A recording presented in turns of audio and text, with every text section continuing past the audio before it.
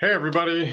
Welcome back to Go Live. We are going to be talking about a very hot topic today, and that is computer science, engineering. Everyone wants to be a computer programmer, work at places like Facebook, Google, make six figures easy, but very few people know how to get there, especially if you have a student in high school. If you are in high school, one, what are the right colleges to go to outside of the stuff that I'm seeing on US News rankings? Which ones are really the best ones to go to for CS and engineering? And two, how do I position myself, right? Whether it's the courses I take or the summer programs I go for, do I need work experience in research, for instance? There's a lot of questions we get all the time. So today we're going to be talking about a lot of that, broken into a couple of parts. We're going to be talking about part one, the primary curriculum that you need to kind of build a profile for through high school in terms of course selection, making sure you have the right stuff at the right time for computer science or engineering as a major. Then we'll talk a little bit about the extracurriculars that support a profile and make it really stand out. And we'll go well beyond just your typical join this club or join or do robotics, right? We've seen a ton of various student profiles and stories along the years that really resonate. And yeah, they're just easy to remember because they're just so different. So obviously, if you're looking to get to the top schools like Georgia Tech, MIT, whatever, obviously you can't just do what everyone else is doing. So we'll talk about that from a extracurricular, a summer program standpoint.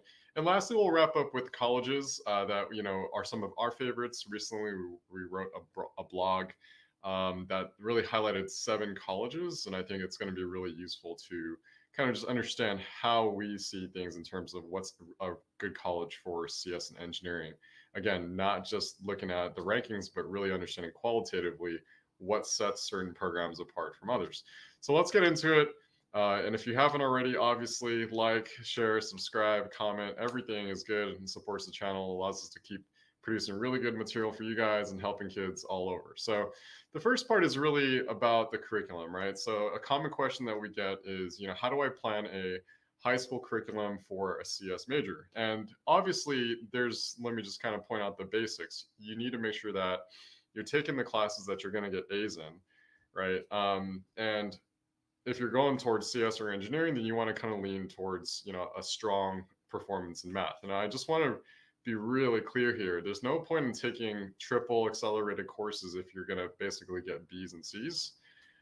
And on top of that, I think there tends to be an overemphasis on getting rigorous math courses done too early. And what I mean by that is, for instance, we see a lot of kids trying to go for double or triple accelerated courses so that they can finish calculus by the sophomore year or the junior year, right? And so what ends up happening is in 12th grade they end up not having any more math classes to take outside of maybe AP Stats. And so I just want to really help everyone here understand it's not necessary. There's no benefit of completing such coursework early. As long as I think you ultimately were able to take the highest level of math through your 12th grade. It doesn't have to be finished in your 11th or your 10th. So performance, right? You want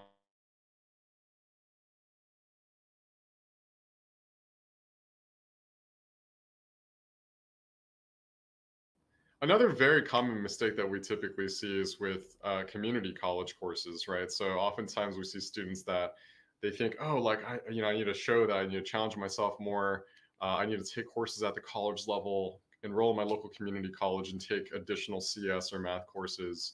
And that's also not necessary, right? It's definitely, sure, always a good thing to learn, especially if you're taking those courses for fun. But we oftentimes see that students and parents really pressure their kids to do these courses, out of kind of this resume packing kind of rat racy mindset. And that ends up actually just making you look like a lot of other kids who took the same courses with very little application to the real world. And so we'll get to that in I think part 2 when we talk about activities, because we oftentimes see there's too much emphasis on academics and curriculum and not enough exposure to solving real world problems, especially when it comes to like coding or CS. So with that said, what should you be taking, right? What are some common best practices that we oftentimes find students miss? And that is obviously rigorous course load in math that you can get A's in. You generally want to get exposure to CSP and CSA, right? CSP, there's not really much coding at all. CSA, you're going to get a fair bit of it.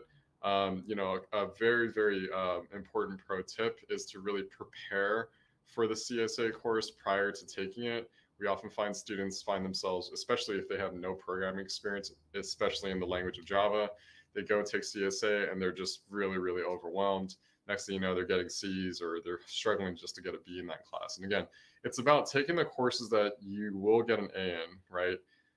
And taking courses that are also relevant to the major. And I think in addition to math and computer science courses, guys, really any course related to technology is useful. Nowadays there's a ton of different courses with regards to introduction to engineering design and, all kinds of stuff along those pathways. But the one course that everyone seems to kind of miss is actually physics. And the nuance here is that computer science typically belongs to the College of Engineering within its particular university, right? Sure, there are some computer science programs that are underneath letters and science and other interdisciplinary kind of, like colleges, but most of the time, like 98 to 99% of the time, a computer science program in particular is going to be housed within the College of Engineering. So it's really important to understand that when admissions is evaluating your profile, they're looking for readiness, not just for computer science in those cases, but also the general engineering body of curriculum. And that includes math, that includes quantitative studies like physics. And so what I oftentimes find is that, parents and, and students aren't aware of this. So they actually don't take physics until their 12th grade. And that's, not unusual, right? A lot of schools typically, they just kind of like, filter students through the sciences until they take physics in the 12th grade. But you have to understand it's too late for college applications to take physics in 12th grade as an engineering major, right? Because think about it, you'd rather show the physics aptitude before, you apply for colleges, whereas for instance, if you apply to colleges and you don't have any grades to show for physics yet, that's a question mark. We don't really know how good you're going to do in this critical area of study, especially as it regards engineering, and that problem and that kind of missing piece becomes I guess you can say insanely important if the math grades have been kind of wonky, right, up and down, especially amidst COVID. We've seen a lot of kids who want to do engineering, want to do computer science, and math kind of been grades. Physics can serve as kind of a counterweight to that. Especially if you do well and get A's. If you take AP Physics 1, for instance, even better, right? So I guess going further down this rabbit hole, it's generally a good idea to take AP Physics 1 first. Obviously, if it's provided, you want to take AP Physics 1 first in your junior year before you take AP Physics C if offered in your 12th grade. But again, every student is different. We understand that, sometimes the physics teacher is notorious for giving everyone B's, right?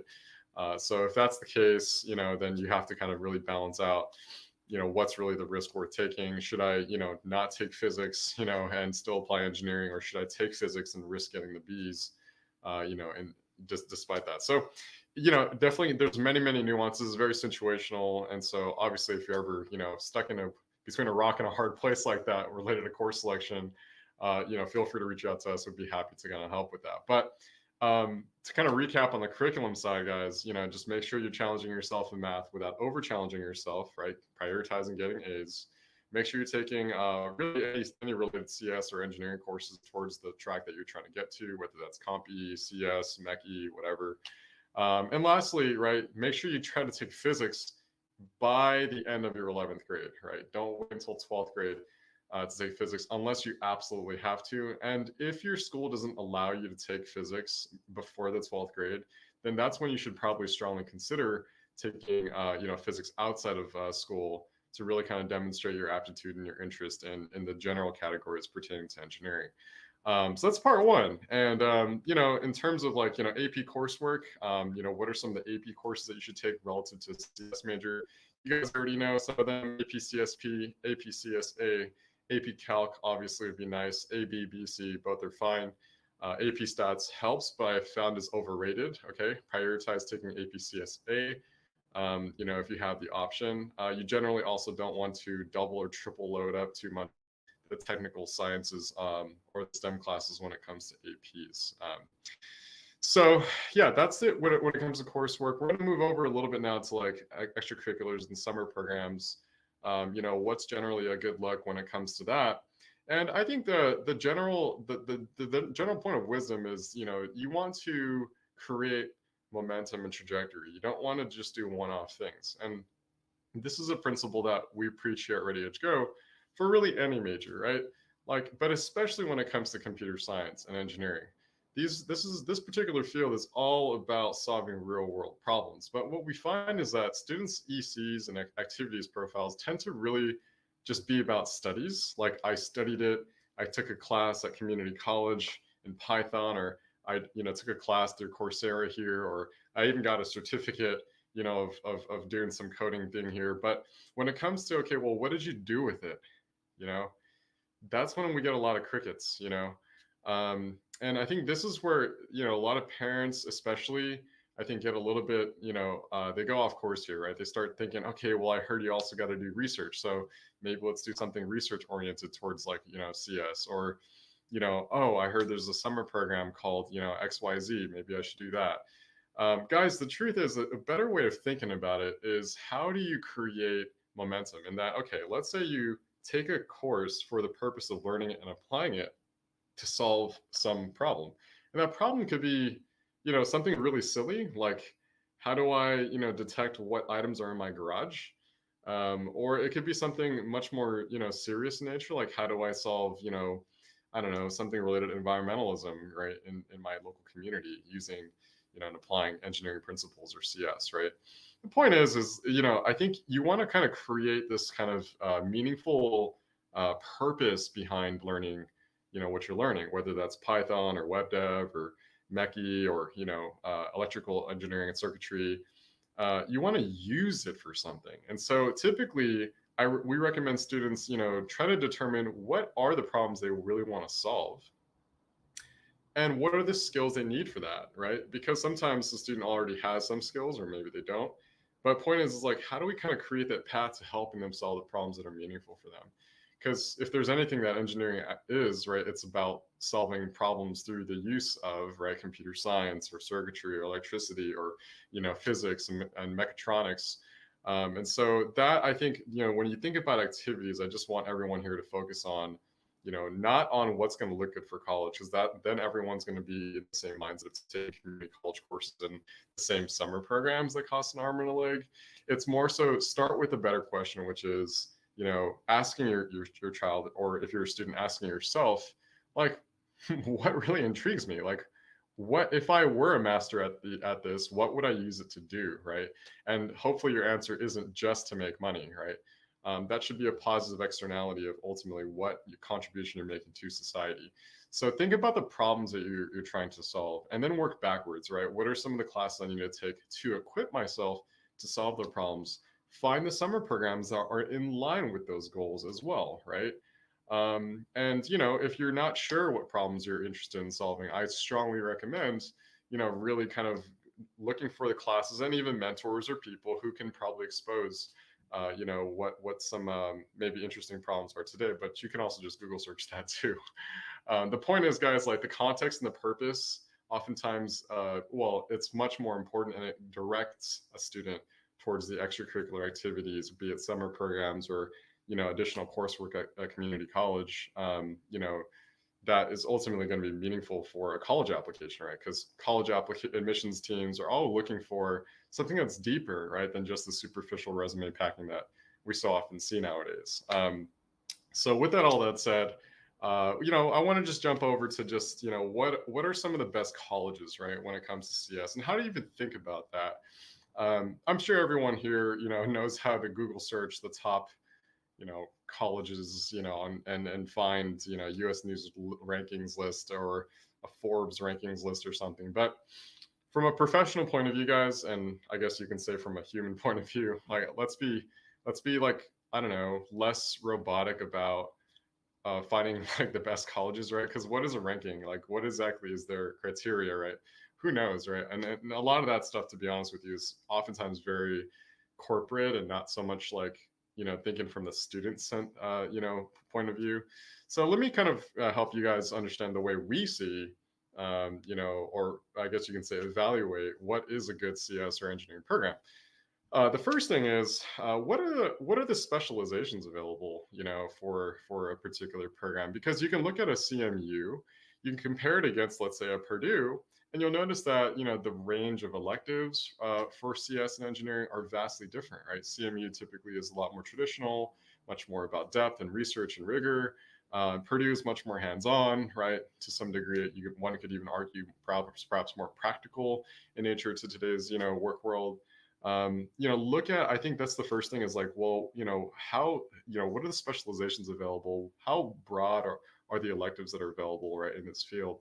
And that'll give you a sense of how well established and how diverse is this program right in front of me. The other one is hands-on learning. So we like to evaluate, okay, because at the end of the day, your ability to get employed as a computer scientist or programmer is going to come down to, well, what have you done before, right? You can learn CS in theory all you want, but if you've never actually solved a program or built, something that was meaningful, then it doesn't really matter. So we prefer students that can go to places where they have a very broad curriculum that they can explore all the various facets of computer science and their interdisciplinary facets in, let's say, biotechnology, bioinformatics, aerospace engineering, right? Whatever. But it's nice to have that kind of range, right, where a student can explore and see how they want to apply themselves.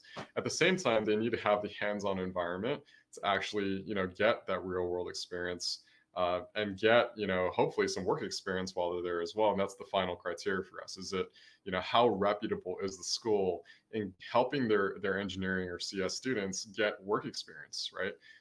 The most important thing today, especially in this increasingly competitive job market for programmers, especially entry level, is concrete skills and concrete experience, right? Ultimately, employers just want to know that if they can plug you into their system, right? And obviously, if they can reduce the amount of time that they need to train you because you already are familiar with perhaps part of the stack, that's a huge savings in terms of not just money, but in terms of time. And companies nowadays are just less and less willing to take on kids with just no experience. So it's a huge advantage to go to a college that is very reputable in giving their students work experience while in college. And that generally correlates, in my opinion, with location of a college, right? Where is it relative to just the industry. And so I just wanted to share a couple of names, and this is directly from our blog. If you haven't seen it yet, the top colleges for, CS and engineering. And these are top 7 picks. The first one is MIT. The second one is Berkeley. Third one's obviously Georgia Tech. Fourth is USC. Fifth is Purdue. Sixth is UW Seattle, or University of Washington, Seattle. And the last is UC San Diego. And so, we utilize those 3 criteria to really say, okay, if a student goes to any of those 7 schools, right, they're going to get the hands-on experience. They have a broad range of curriculum and specialization. So if they want to take it towards, let's say aerospace, they want to take it towards biotech, they can do it. They have the choice, they have the freedom. And lastly, they're in phenomenal, job markets, or they're really well known, to basically have connections with employers who, give their students, jobs while attending college. If a student has all that, right, the range of opportunity in terms of work experience and curriculum, they're going to do much better than a lot of students, who don't, right, who don't have those same choices and experiences. And so, to kind of close out today, I just wanted to kind of share, one of the most meaningful stories, I guess, about CS that I ever learned in my life. I had just left Google for a few years. This was back in 2012, and I think it was, after working and creating Readyedgego, I think it was 2014 or 15, and I met with another Googler. So she was actually currently at Google, and she was actually working on the legal team. So we were just kind of hanging out amongst friends and talking. You had former Googlers, you had current Googlers, and I asked her what did she study, and it turned out she also went to Berkeley just like me, and she studied CS at Berkeley. And so that was strange. Like, how did she end up, working in the legal team at Google, right? I mean, I would imagine someone like that would probably end up working at search at Google, or cybersecurity at Apple or something. But no, she said she ended up working in legal because she felt like she wasn't, really taught well at Berkeley. Strangely enough, she said that a lot of the stuff that they learned through the curriculum, at least through her experience, was very theoretical. And so, when it came to going to the job market, she found herself actually a lot less equipped than relative to a lot of her I guess you could say the competitors out there in the market who had come from other places, other colleges that I would argue a lot of people would have probably passed on to go to UC Berkeley, right? And so she gave me a really interesting example. She said, well, like for instance, one of my friends, went to Cal Poly Slope, and was way more talented than me as a programmer, right? And she's like, if I were to do this all over again, I probably would have gone there instead, right?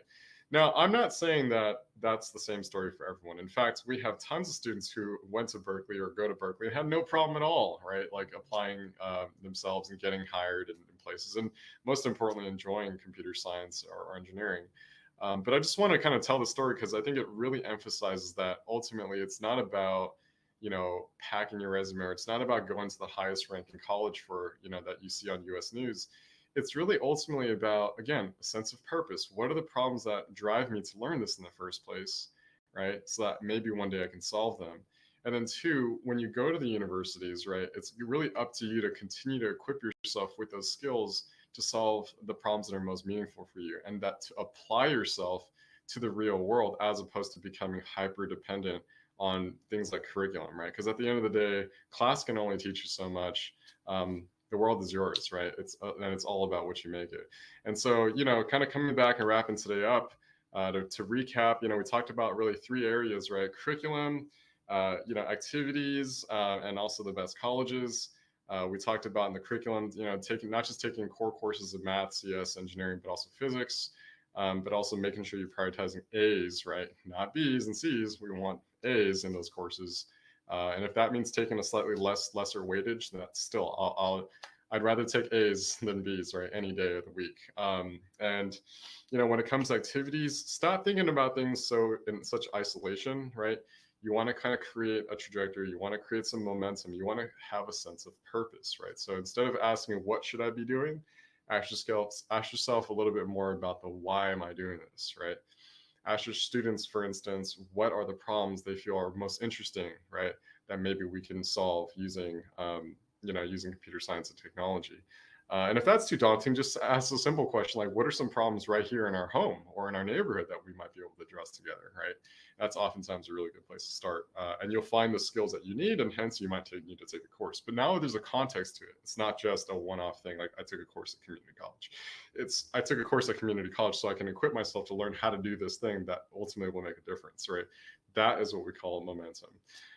And last but not least, right, it's knowing to go for the colleges that fit. I would say just the bill in terms of opening up more opportunities. You want colleges that have a broad range of specializations, or at least a broad range of electives, right, to help your student understand what are all the avenues of CS, because I can apply CS in infinite many ways, right? It's good to kind of know what some of those are and get a feel for them in college. Number two, right, how hands-on is this environment? That's huge. I mean, MIT has, for instance, I think it's called ELO, experiential learning opportunities, right? Just dedicated to just, real world learning. That's what it's all about. And lastly, because that'll ultimately segue to things like job opportunities while you're going to college. There's nothing that's ultimately going to be more important than your work experience, right? When you're looking for jobs coming out of college. So with all that said, yeah, I hope today was useful. There are a ton more tips and tricks, I'm sure, as it relates to CS and engineering.